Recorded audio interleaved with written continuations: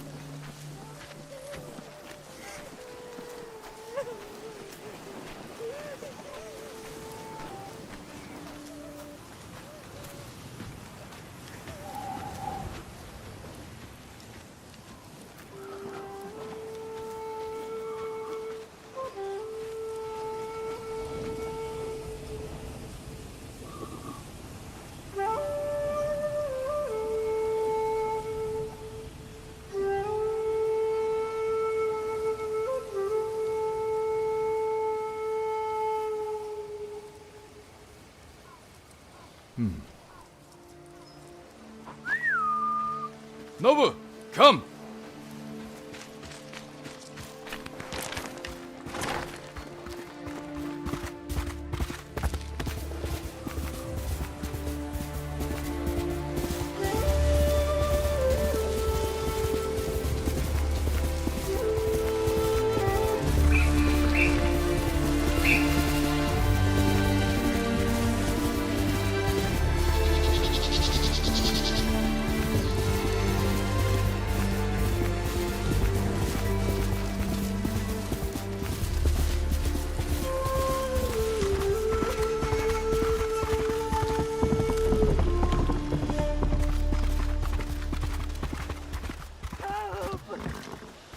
Where are they?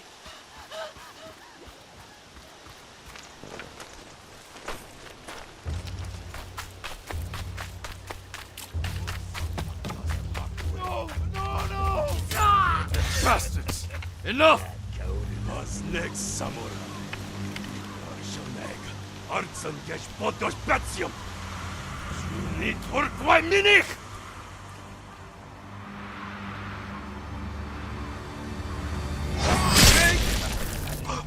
Samurai! Los geht's!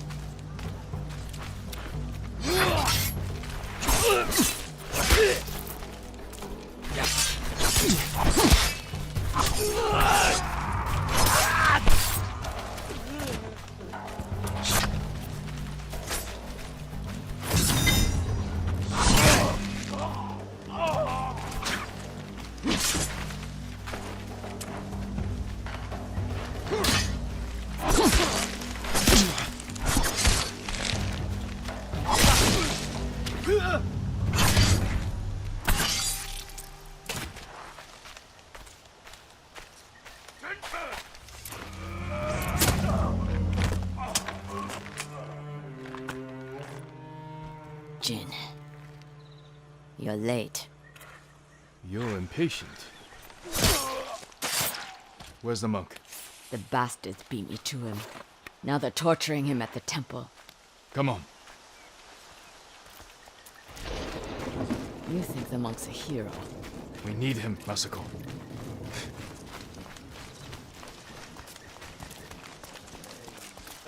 Down. We could take them. No. Remember Sago Bridge? We strike quietly. Or they kill the monk.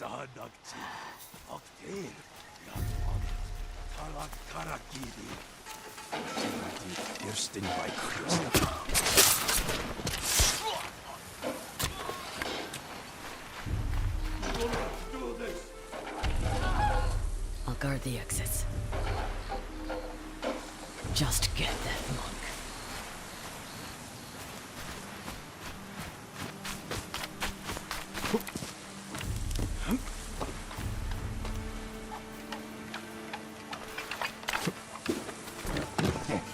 En amaran la husis manje. Nima unos. Teani kimpikna okido. Nam tuni ukelma sumpan bakolan. Tuni orokdo sushi mag. Aeda staft aflopan. Please, I do not understand. Uldathwi. Chamagotun hami. Ulthmi che yaven sagt. Ci ovelatno. Tini oriaria.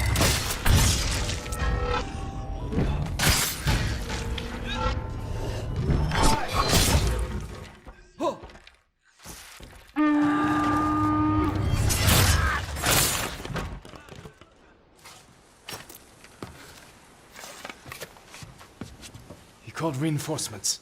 We have to move.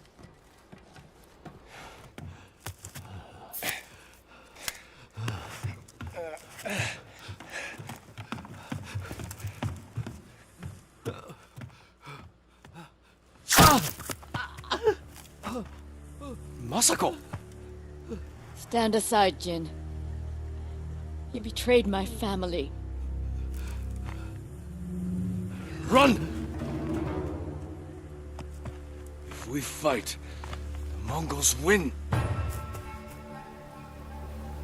They already won.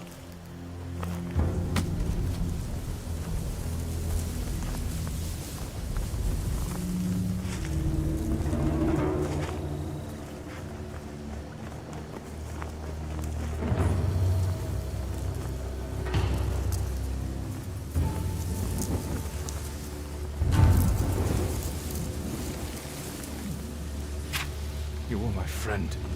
Give me the mark. No.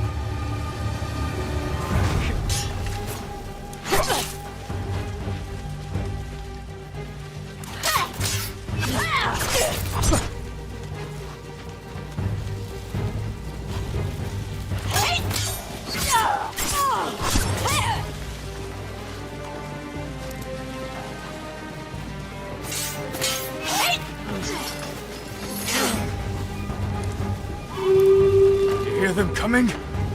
That's our enemy.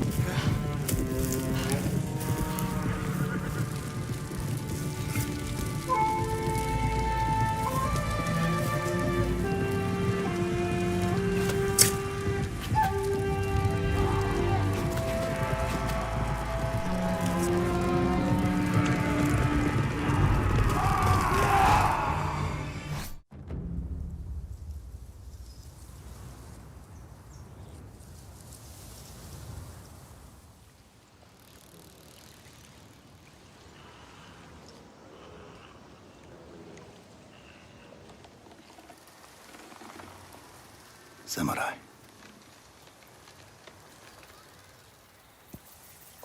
You are a warrior.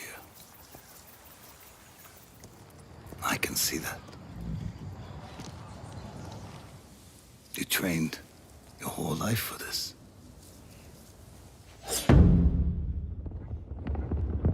And you have won battles that lesser men have called unwinnable, yes? But while you were sharpening your sword, do you know how I prepared for today?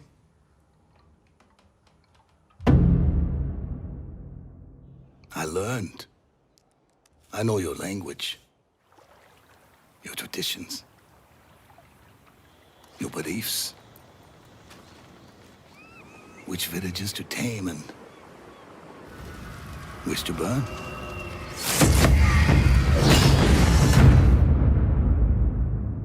So I'll ask you once again, Samurai. Do you surrender?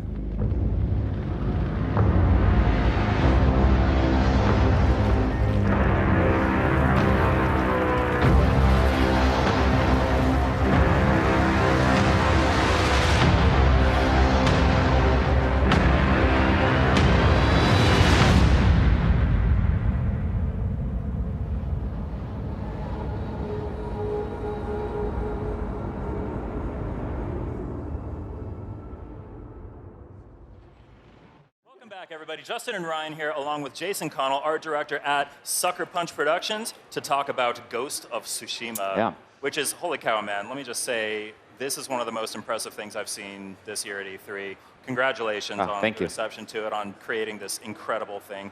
I think today we're going to do something a little different. We're going to do a deep dive into the world of Ghost of Tsushima. That's right. So we have a few shots that we're going to queue up here, and what I'd like is for you to just kind of walk us through what we're seeing. Talk to us about some of the artistic techniques and some of the technical tricks that you're using to make this game look so incredible. Yeah, absolutely. Is that cool? Yeah, All right, awesome. let's queue up the first shot and let's get in there.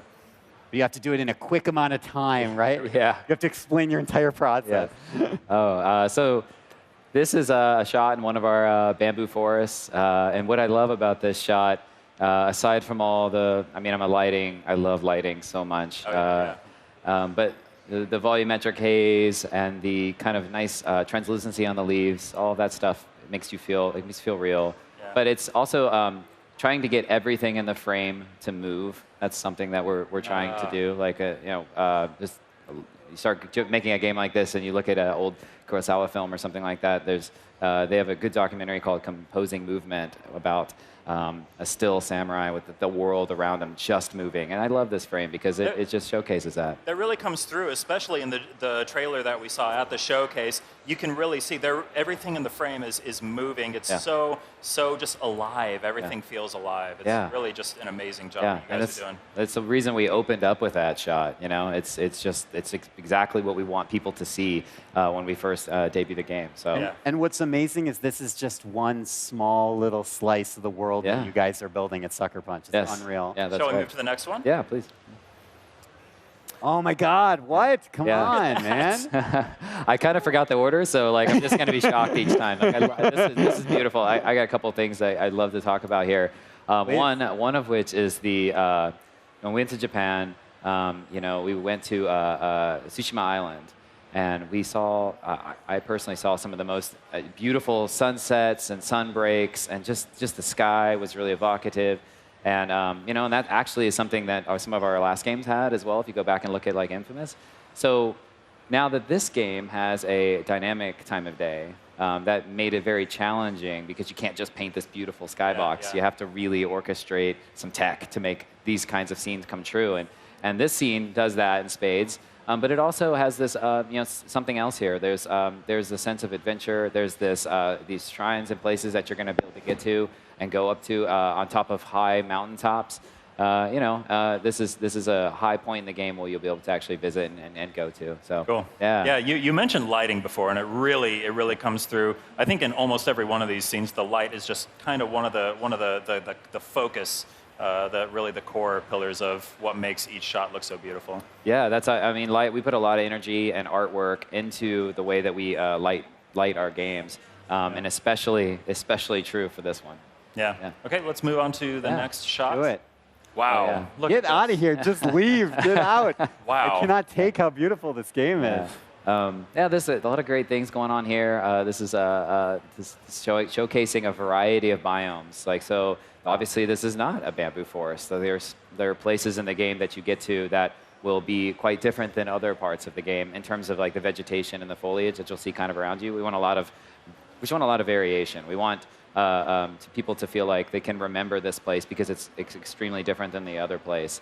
In this particular place, you see more of like a Golden Lake kind of feel.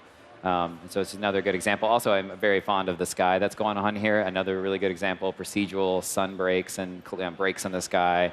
Really feel like it's kind of foreboding, but it's also got a moment of beauty to it. So that's intentional. And the water as well. Yeah. I mean, I don't know if you touched on that earlier, but you have the birds coming through as well. I mean, it's just amazing. Well, if you look really closely, you can see like insects kind of flittering above the water there and everything. Yeah. I thought they were birds. They're probably insects. Maybe. Maybe both. Yeah, just gorgeous. Oh, the insects. Yeah, that's our effects artist. So, yeah. That looks incredible. Yeah. Cool. Let's move on to the next shot. Oh, I love that. Yep. Yeah, this area. Part of what we're trying to do with Ghost of Tsushima is, it's very easy when you go and create. I mean, it's a photoreal-based engine. The technology lends itself to making very photorealistic-looking scenes. But our goal here is it's very easy to just add more stuff in. Like you could have this purple, flower little grove and just add weeds and more bushes and more just trees and and like make it a little bit less manicured, and maybe it's more photoreal. But it's very easy to add more on. But actually, as artists, I think it's really hard to be very minimal. Like, and our goal with the art direction for the game and in the environments is to be minimal in that way, so that it's a little bit more lasting, and you remember it. And this is true for if you watch the demo, the Pampas Valley that you see. It's not Pampas Valley with tons of trees and weeds and lots of other things. It's a pretty large sheet of this like white color, or at the end with the red leaves. Oh, it's very intentional to be. If you can be a little bit more minimal, people will remember it longer. If that makes sense. Yeah, I notice. Oh, go ahead. I was just going to say, is it difficult for you as an artist and you as a team to sort of exercise that great restraint that you're describing, to kind of hold back when you feel like you need to do more? Yeah, actually, it is really hard. I mean, you want you want it to be impactful, so the urgency is like to just add more. But it is quite hard. But it's a practice thing, and we're getting better at it. We've been working on it for a while, so we've been getting better at it, and we're going to keep getting better at it. And we've been working with some of our, JStudio partners, and that they comment on stuff like that, and it's really helpful. So. This is unreal. I notice you're making extensive use of depth of field in these shots, and that seems like it would be a really hard thing to emulate in kind of a live environment like a video game. What's it like implementing depth of field into the game and into these shots? Yeah, so these shots are taken in our world at real locations, and we spruce them up with our cutscene kind of editor a little bit, but. Like, for example, you don't want to be just running around the world with depth of field on all the time. It's pretty. I've done it. Yeah. But there are areas that you can do it, and it makes it look really amazing. Like in the duel, we know you're in this mode, and you're fighting. You're in this thing where you're fighting this other person, and we can do some really subtle tricks with the camera to make the scene feel more powerful. Add a little depth of field on it. The beginning of the duel, the camera starts a little higher up. And that's not a very dramatic shot. But as the duel goes on longer and longer and longer, it's not rotating all over the place. You have full control over it. But if you just slowly pull the camera down a little bit so it's more on the plane, it's way more impactful. It's another area where I think you probably need to practice restraint, because when I was first learning how to take photos, I do some photography stuff on the side. I was always tempted to just crank the depth of field, just destroy the background all the time. But it's a little better if you kind of like find the right balance there, right? My team keeps me in check because I am the environment art lead right there. But so it's a thing. I do it all the time. So cool. I think we have a couple more shots here. Let's move on. Here we go. Yeah. So this, the game is about an invading army. The Mongols invaded, and so they all have places and locations in the world. And it's a little, we chose this one at night in the dynamic time of day, and put it here at night, just to showcase that throughout the world, it's not just. Our goal is to have the sharp, beautiful imagery, like this really just lush landscape of places that hopefully people will want to go see, and remember, in high contrast with areas of more death, a little bit more terror, and a little bit more, combat and things like that. Beautiful. Cool. I'm like spellbound. Yeah, I'm just like looking at all these shots. I stare at this giant screen back here. It looks really good on this. Yeah, no, I keep staring over here.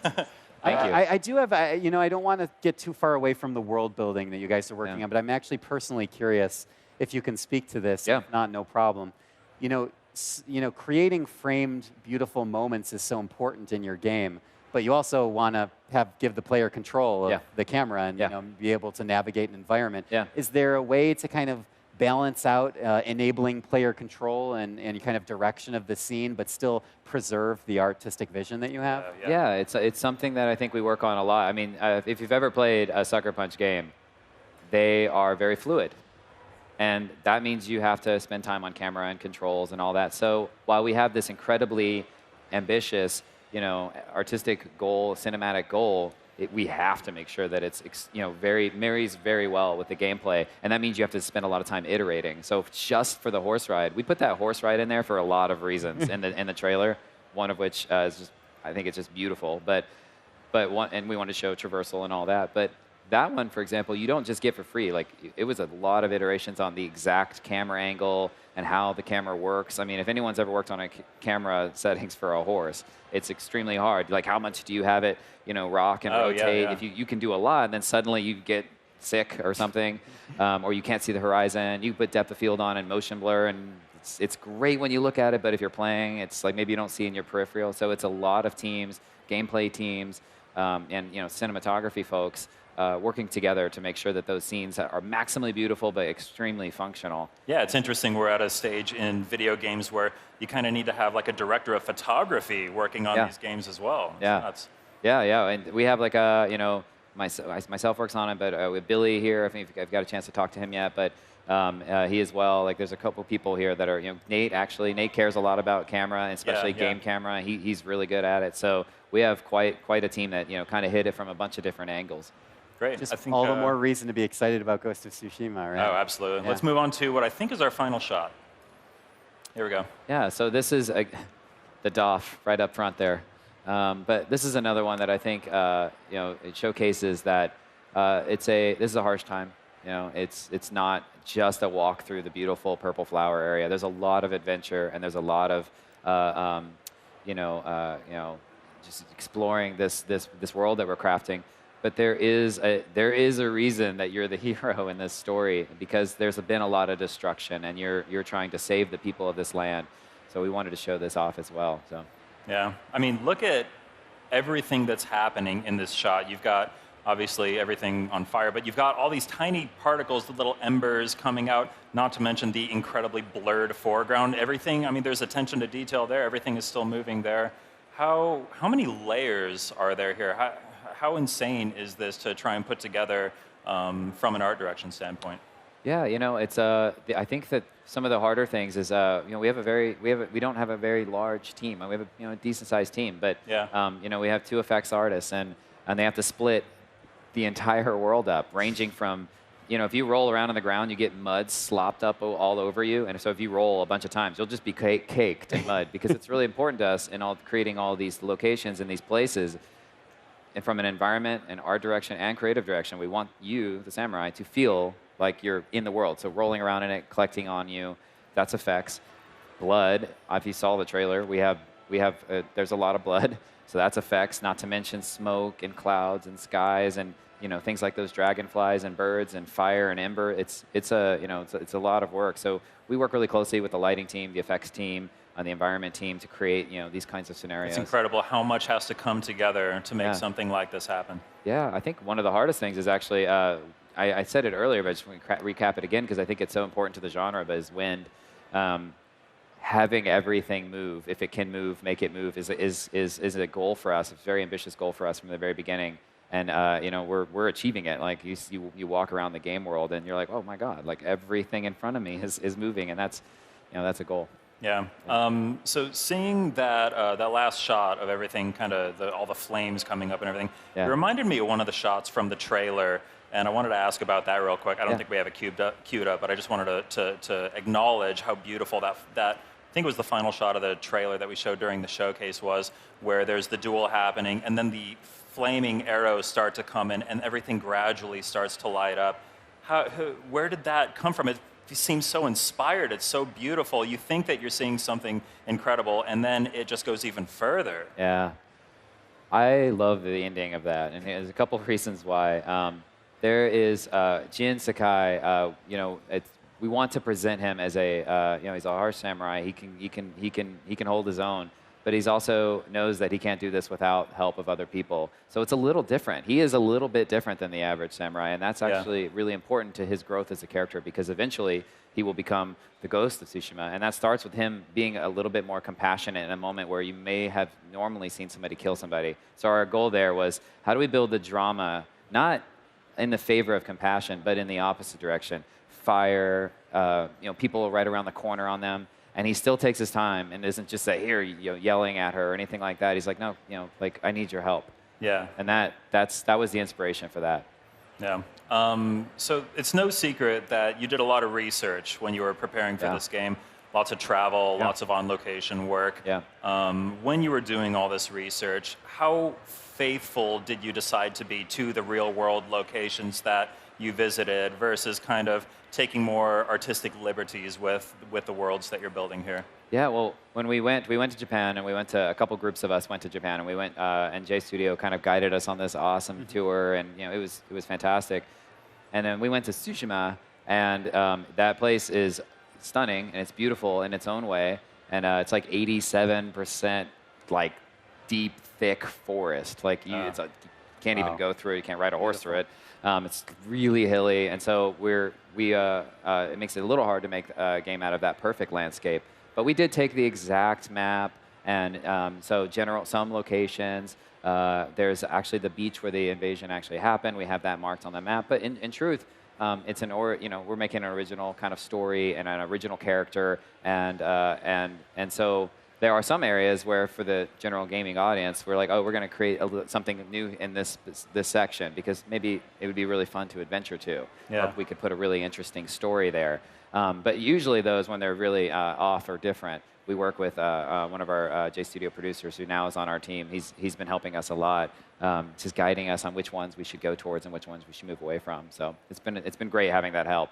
Cool. I just want to acknowledge something that's kind of crazy. I think the last time that you and I were on a stream together was when Infamous First Light was getting ready to come out. I remember that. That was also a PS4 game. Yeah. It looked stunning, but this is on a different level. How have you guys just kind of done something so incredible on the same hardware that I mean, it feels like such a jump.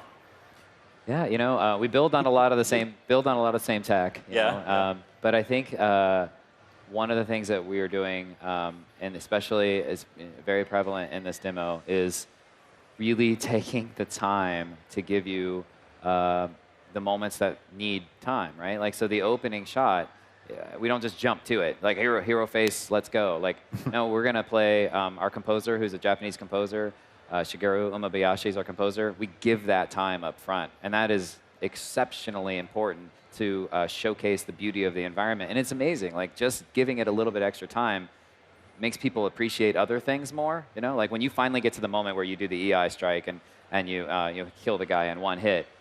If you just like rolled in there and started hitting guys, I mean, it would be cool because I think our game is fun. But it's so much more impactful if you just let everything breathe and everybody kind of sizes each other up and you just let the world sit for a second.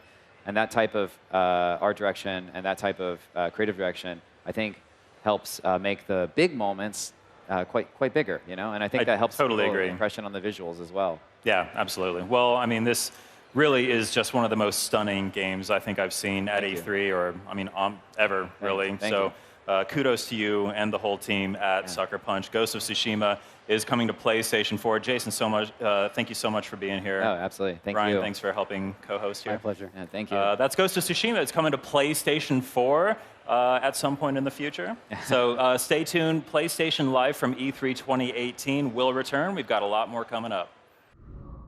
PlayStation